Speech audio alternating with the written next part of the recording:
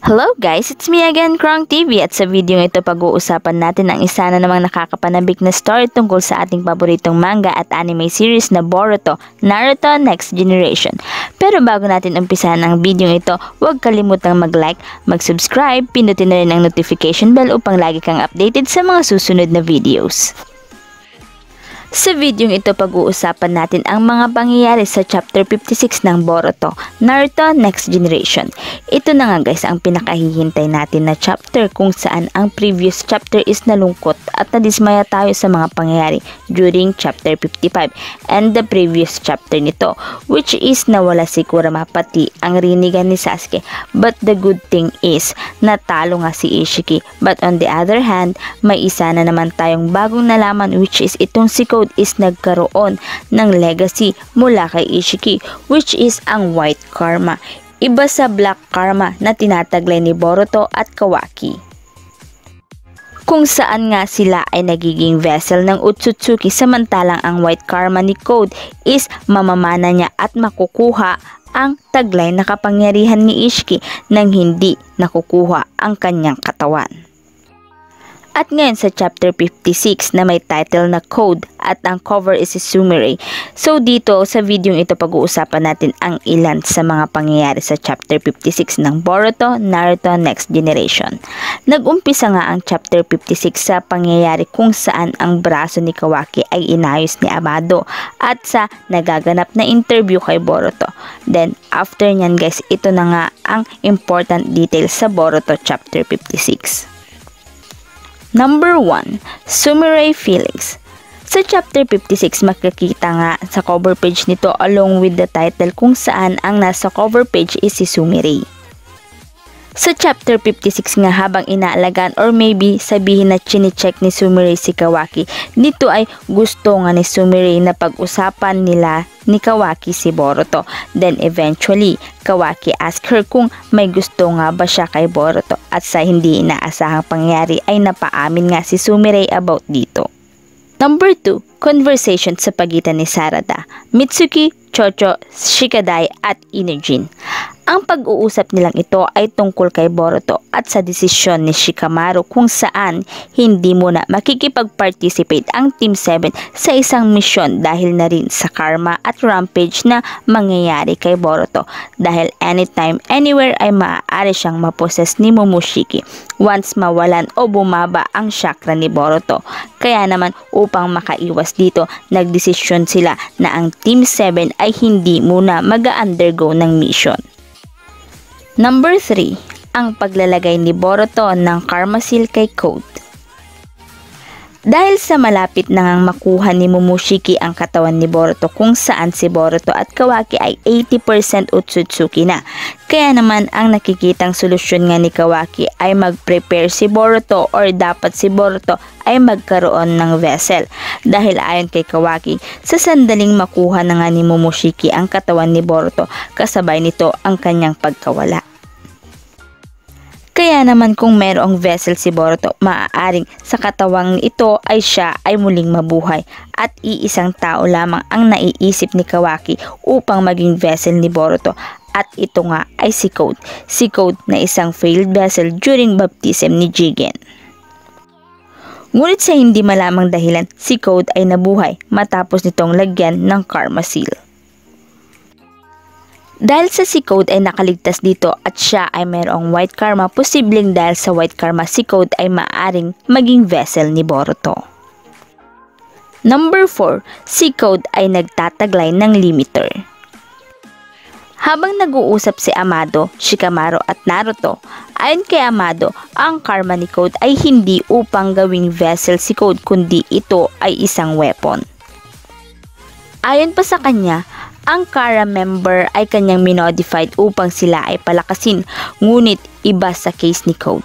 Si Code ay nilagyan ng limiter upang mapigilan ang kanyang tinataglay na napakalakas na kapangyarihan at upang hindi mapalitan ni Code si Jigen as a leader ng Kara, kaya naman nilagyan ito ng limiter. At bukod pa dyan dahil nga sa sinasamba ni Code si Jigen. Number 5, cyborg.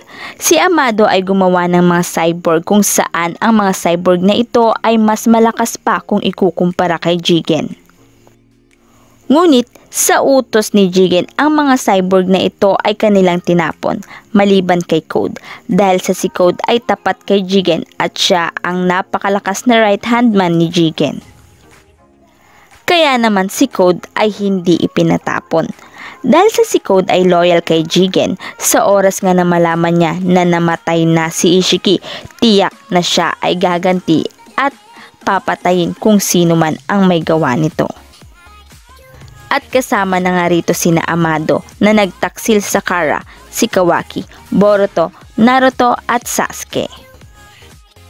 Kung mapapansin sa mga salita na binitiwan ni Amado na siya ang magliligtas, dahil sa siya ang creator ng mga cyborg na ito, maaaring alam ni Amado ang mga kahinaan ng bawat cyborg na ito. Number 6, ang pagpupulong ng mga Kage. Dahil nga sa nilagyan nga ng limiter si Code at ayon pa kay Amado, huwag mag-alala patungkol dito dahil sa siya ang magliligtas. Ngunit sa kabila nito may pag-aalinlangan pa rin si Amado kung saan ayon sa kanya dahil sa siya ay hindi kasing galing o kasing lakas ni Shikamaru o ni Naruto ay maaari siyang dukutin o damputin at pahirapan ni Code. Kaya naman kung mangyari ito, maaaring malagay sa panganib ang lahat. Kaya naman ayon kay Shikamaru, mahigpit din nilang babantayan si Amado at dagdag pa rito bilang panimula sa paghahanda nila laban kay Code, inutusan ni Naruto Shikamaru na magkaroon ng pag-uusap sa pagitan ng mga Kage ng bawat village upang pag-usapan at malaman ang tungkol kay Code at sa tinataglay nitong kapangyarihan. Number 7, Code's power. Si Code ay nagpunta sa hideout ni Boro. Ngunit bago siya makapasok dito ay pinigilan si Code ng mga bantay. Kaya naman nagkaroon nga guys ng labanan kung saan sa labanang ito ay makikita natin ang ilang kapangyarihan ni Code, which is yung mga kamay niya ay nagiging claw or parang may ihahalin tulad natin ito sa kamay ni Wolverine. Maliban pa dyan, kung mapapansin ang parang belt sa ulo ni Code, ito pala ay may koneksyon sa kanyang kapangyarihan. Kayang i-extend ni Code ang black-studded belt niyang ito at ito ay nagiging gateway or mga daanan ng kanyang mga gagawing pag-atake. Sa pamamagitan nito ay nagawa ngang patayin ni Code ang mga bantay. Number 8, Boruto Training Arc. Dahil sa mga nangyari na si Naruto ay nawalan ng Kurama at si Sasuke na nawalan ng Rinnegan, dagdag pa rito ang napakalakas na kapangyarihang taglay ni Code.